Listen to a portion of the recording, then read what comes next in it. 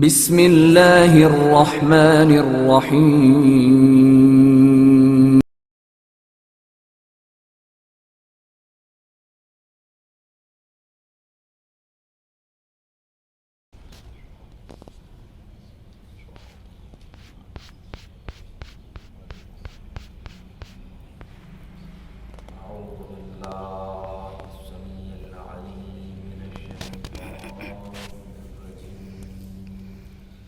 بسم اللہ الرحمن الرحیم. الحمد للہ رب العالمین. الحمد للہ الذی ذکرہ شرف للذاکرین وشکرہ فوز للشاکرین وطاعتہ نجات الصلاة والسلام والتحية والإكرام على أشرف الأنبياء والمرسلين وخاتم النبيين ورحمة للعالمين جد الحسن والحسين بالقاسم محمد. اللهم صل على محمد وآل محمد.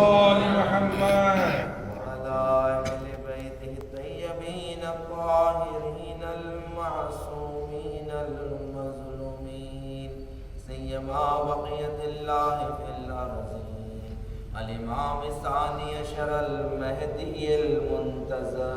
اللهم صل على محمد وآل محمد. لعنة الله على أعدائهم أجمعين من الآن إلى قيام يوم الدين. أما بعد فقد قال الله تبارك وتعالى في محكم كتاب المجيد وفرقان الحميد وقوله الحق. بسم الله الرحمن الرحيم. يا أيها الذين آمنوا اتقوا الله وكونوا مع الصادقين. اللهم صل على محمد وآل محمد. سارے گرامی، روز شہادت ہے اور یقیناً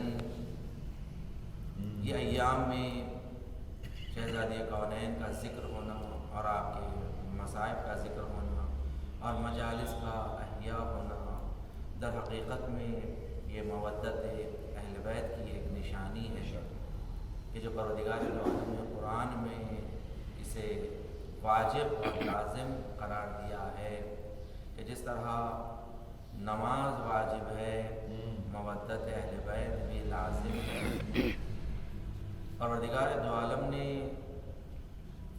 محبت پر ہی بنا رکھی ہے کہ پیغمبر اکرم محمد مصطفیٰ صلی اللہ صلی علی محمد وآل محمد. فرماتے ہیں کہ لکل شیء اساس، کہ ہر شے کے لیے ایک بنیاد ہے، ایک اصل ہے. اساس الاسلام حبنا اہل البیت، اور اسلام کی اساس اور بنیاد اہل بیت کی محبت ہے. اسلام کی بنیاد ہے محبت اہل بیت. اگر محبت اہل بیت نہ ہو تو پھر دین نہیں ہے، اسلام نہیں ہے. اللہ ایسے دین کو نہیں چاہتا ہے، ایسے اسلام کو نہیں چاہتا ہے کہ جہاں پر محبت اہل بیت نہ ہو. اب دیکھیں جہاں محبت اہل بیت کی اس قدر اہمیت ہے اور اللہ نے فرض قرار دیا ہے کہ اہل بیت سے محبت کرے. آئے دیکھیں کہ اہل بیت علیہم السلام کو کس سے محبت تھی.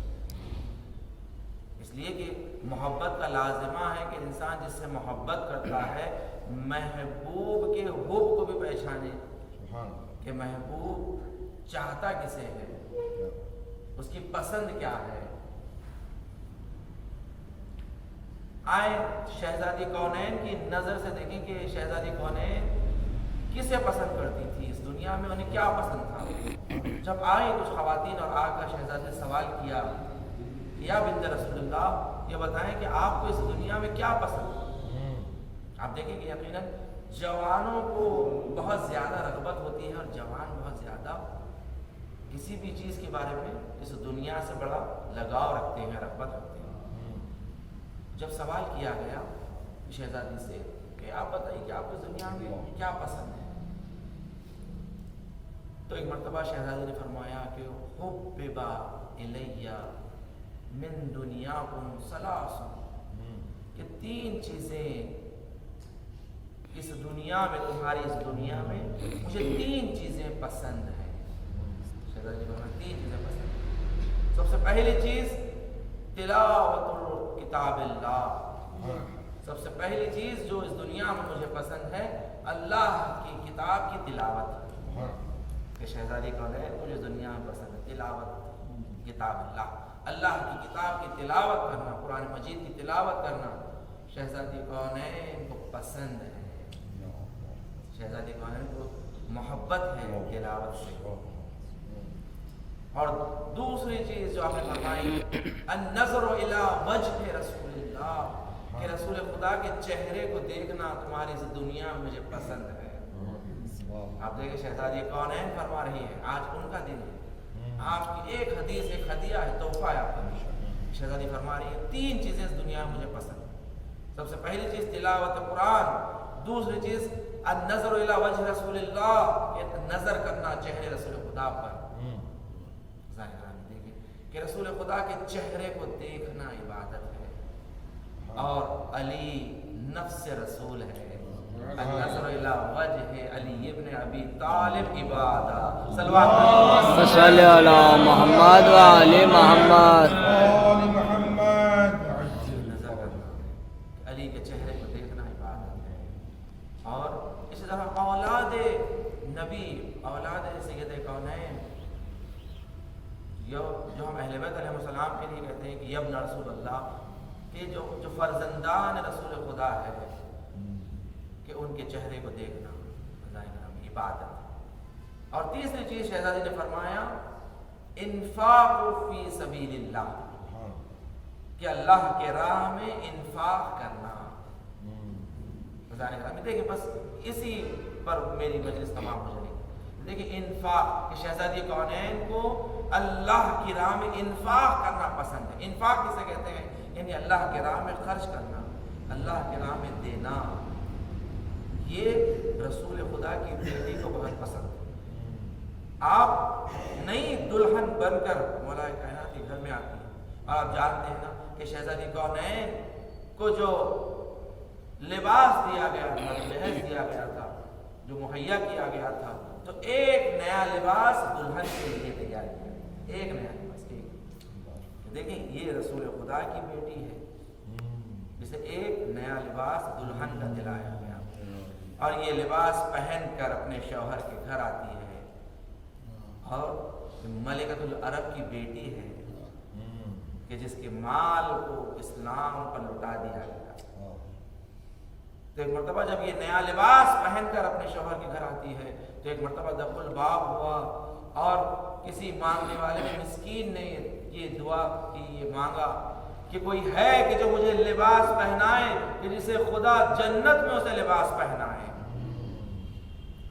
ایک مرتبہ شہزادی گئی اور جا کر اپنا ایک لباس اٹھا کر اسے دینا چاہتی تھی۔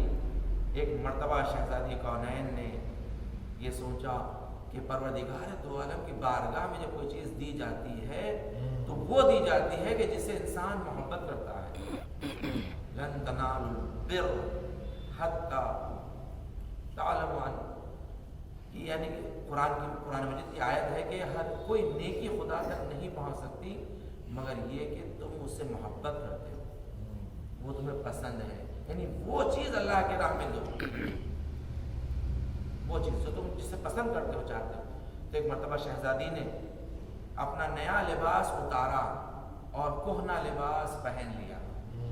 ہم اکثر ایسا کرتے ہیں کہ کوئی غریب آتا ہے تو اپنا کوئی پرانا لباس اٹھا کر دے دیتے ہیں اور سمجھتے ہیں دنیا کے سب سے بڑے سخی ہے کہ ہم نے لباس دے دیا۔ 2 دن کا بچا ہوا کھانا ہے، وہ گھر میں رکھا ہوا، کوئی فقیر آیا دے دیا تو ہم سمجھتے ہیں دنیا کے سب سے بڑے سخی ہے کہ ہم نے فقیر کو کھانا کھلا دیا۔ اہل بیت علیہ السلام کو ہے کہ نئی چیز جسے تم محبت کرتے ہو وہ اللہ کی راہ میں، ایک مرتبہ شہزادی نے اپنا لباس بدلا اور لباس بدل کر نیا لباس اللہ کی راہ میں خیرات کیا۔ جب اگلے ہی دن رسول خدا آپ کے گھر میں تشریف لایا اور لانے کے بعد جب دیکھا کہ شہزادی کونین کے جسم پر کہنا لباس ہے تو ایک مرتبہ سوال کیا کہ فاطمہ تمہارا نیا لباس کہاں گیا؟ اس لیے کہ دلہن کو چاہیے کہ نئے لباس میں رہے۔ ایک باپ انتظار رکھ رہا ہے کہ اس کی بیٹی نئے لباس میں۔ تو ایک مرتبہ شہزادی نے سارا واقعہ بیان کیا تو ایک مرتبہ رسول خدا کے چہرے پہ مسکراہٹ آئی اور فرمایا فداہا ابوہا فداہا ابوہا فدا، اس کا باپ اس پر قربان، اس کا باپ اس پر ظاہر دیکھیں یہ گھرانہ ہی ایسا ہے، یہ گھرانہ ہی ایسا ہے کہ یہ قربانی کرنا جانتے ہیں، یہ انفاق کرنا جانتے ہیں کہ اللہ کی راہ میں تو بہترین کو دو، بہترین کو دو۔ سید الشہداء جب کربلا میں آئے تو بہترین کو اپنے ساتھ لے کر آئے، بہترین کو، اور خود آپ نے فرمایا کہ پروردگار ایسوں کو میں تیری بارگاہ میں پیش کر رہا ہوں کہ اس کی کوئی دوسری مثال نہیں ہے، کوئی ایسا دوسرا نہیں ہے، علی اکبر جیسا کوئی دوسرا نہیں تھا، قاسم جیسا کوئی دوسرا نہیں تھا، حبیب ابن مظاہر جیسا کوئی دوسرا نہیں تھا۔ ہمیشہ جب اللہ کی راہ میں دو بہترین کو دو، بہترین۔ شہزادی کونین کو یہ پسند بل انفاق فی سبیل اللہ، اس دنیا سے، تمہاری اس دنیا سے جو شہزادی کو پسند ہے، یہ تین چیزیں دیکھیں کہ آپ کا سن مبارک فقط 18 سال جب دنیا سے گزری ہے، جب آپ غور کریں کہ 18 سال کے عمر میں کوئی بیٹی عصا کے سہارے سے چلے، اسے جوانی کا عالم کہا جاتا ہے 18 سال کی۔ کیا کسی نے اپنے ماں کے 18 سال کے سن میں بالوں کا سفید دیکھا ہے کہ کسی کے ماں کے بال سفید ہو جائے؟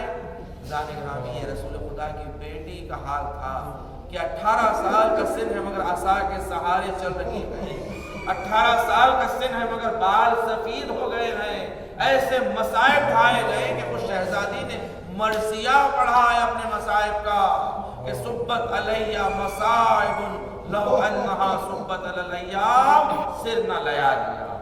ذات گرامی اس سے بڑھ کر کیا مصیبت ہے۔ ایک مرتبہ ایک ذاکر نے امام حسن مجتبیٰ کو خواب میں دیکھا اور سوال کیا مولا یہ بتائیے کہ آپ کے سب سے سخت مصائب کیا ہے؟ ذاکر نے کہا مولا کہ آپ کے سخت مصائب یہ ہیں کہ آپ کو ایسے زہر دیا گیا ہے کہ ایک زہر کا خطرہ اگر دریا میں ڈال دیا جائے دریا کی ساری مخلوق مر جائیں۔ مولا آپ کو ایسے زہر دیا گیا کہ آپ کے جگر کے 72 ٹکڑے بہن نے تشت میں دیکھے ہیں۔ جب بہن نے بھائی کے جگر کے ٹکڑوں کو دیکھا تو گش کھا کر زمین پر گر گئی۔ ایک مرتبہ حسن نے اٹھایا اور کہا زینب یہ تو بھائی کے جگر کے ٹکڑے ہیں، کربلا میں حسین کا پامال لاشا، کربلا میں حسین کا پامال لاشا تجھے دیکھنا۔ ایک مرتبہ حسن مجتبیٰ نے کہا نہیں میری سخت مصیبت یہ نہیں۔ ذاکر نے کہا مولا کہ آپ کی سخت مصیبت یہ تھی کہ جب آپ دنیا سے گزرے آپ کا 3 سال کا قاسم باپ کے جنازے سے لپٹ کر رو رہا ہے۔ ایک مرتبہ کبھی حسین گلے سے لگاتے ہیں، کبھی عباس سینے سے لگاتے ہیں، کہتے ہیں اپنے آپ کو یتیم نہ کہنا قاسم، مگر ہاں حسین کی یتیمہ سکینہ جب باپ کے جنازے سے لپٹ کر رو رہی تھی تو شمر کے تماچے، شمر کے تازیہ نے امام حسن مجتبیٰ نے کہا نہیں میری سخت مصیبت یہ نہیں تھی۔ اس نے کہا مولا کہ آپ کی سخت مصیبت یہ ہے کہ جب قاسم رن میں گئے تھے تو ایسے گئے تھے کہ نیا کرتا بدن پر ہے، حسین نے کرتے کو چاک کیا۔ قاسم نے سوال کیا چچا یہ کرتے کو کیوں چاک کیا؟ کہا یتیموں کی نشانی ہے، یہ یتیموں کی نشانی ہے۔ مگر ہائے قاسم جب رن میں گیا تو ایک عجب منظر تھا، راوی کہتا ہے جیسے کوئی چاند کا ٹکڑا، مگر ہائے یہی قاسم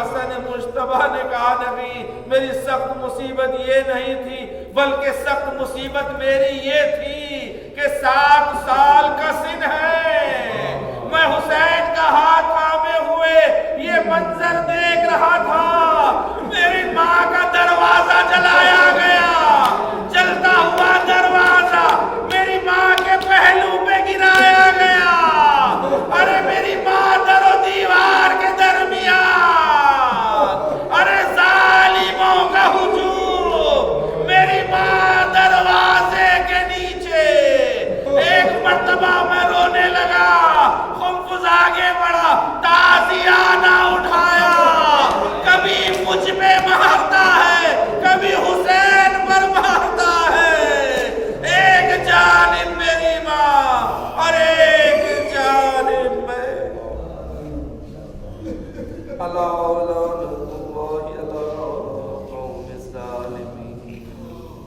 وَسَيَعْلَمُ الَّذِينَ ظَلَمُوا أَيَّ مُنقَلِبٍ يَنقَلِبُونَ۔ بعد سے ذکر قلیل کو قبول فرمائے، مجلس سے حاضرین سے ذکر کو قبول فرمائے، ہمیں کوئی غم نہ دے سوائے غم اہل بیت، ہمیں جو بیمار علی التماع سے دعا کہتے ہیں، ذکر کے صدقے میں شفا کاملہ عنایت فرما، دنیا میں جہاں ہم مومنین و مومنات ان کی جان مال عزت و آب و دین و ایمان کی حفاظت فرما، مقامات مقدسات کی حفاظت فرما، جنت